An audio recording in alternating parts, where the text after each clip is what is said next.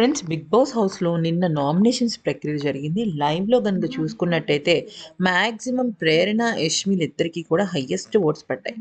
యష్మి విషయంలో మనం చూసినట్టయితే యష్మి నిఖిల్ని ఇష్టపడడం చాలా క్లియర్గా మనందరం చూసాం. ఈవెన్ విష్ణుప్రియతో డాన్స్, పృథ్వీతో నువ్వు డాన్స్ వేయాలి అంటే నా హ్యాపీనెస్ని నువ్వు తీసేస్తావు అంటూ నిఖిల్తో డాన్స్ వేయనివ్వట్లేదని చెప్పేసి అంతలా బాధపడిన ఆమె నిన్న నాకు నువ్వంటే ఇష్టం లేదు, నాకు నీ మీద ఫీలింగ్స్ ఏం లేవు, జస్ట్ డ్రీమ్ వచ్చింది అంటూ మాట మార్చేసింది. సో అక్కడ బ్యాడ్ అయింది ఎవరు, నెగిటివ్ అయింది ఎవరు అంటే ఖచ్చితంగా నిఖిలే అక్కడ అందరి ముందు బ్యాడ్ అయ్యాడు. బయట జనాలకు వదిలేసేయండి, కానీ లోపల తను ఎంత మదన పడుతుంటాడో నిఖిల్. అంటే ప్రతి ఒక్కళ్ళు వచ్చి నువ్వు యష్మి ఎమోషన్స్తో ఆడుకున్నావు, యష్మి ఫీలింగ్స్తో ఆడుకున్నావు అని అంటున్నప్పుడు తను లిటరల్గా నేను అయితే భోంచలేదు. అయితే ఇక్కడ బిగ్ బాస్ మాస్టర్ ప్లాన్ ఏంటి అంటే ఇప్పుడు కేవలం నామినేషన్స్లో నలుగురు మాత్రమే ఉన్నారు. ఎవరు? నఖిల్, నబిల్, అలాగే ప్రేరణ, యష్మి. పృథ్వీ కూడా లేడు. సో రోహిణి, తేజ వీళ్ళెవ్వరూ లేరు. ఎలిమినేట్ అవ్వాల్సింది ఎవరు అంటే వన్ అండ్ ఓన్లీ యష్మి. ఎప్పుడైతే యష్మి ఎలిమినేట్ అవుతుందో నిఖిల్ గ్రాఫ్ ఖచ్చితంగా షూటప్ అవుతుంది.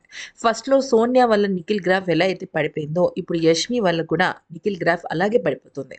తన ఫీలింగ్స్ని తను ఓపెన్గా చెప్పట్లేదు. నిఖిల్ ఏమో యష్మి మీద, యష్మి ఏమో నిఖిల్ మీద తోసేసుకుంటున్నారు.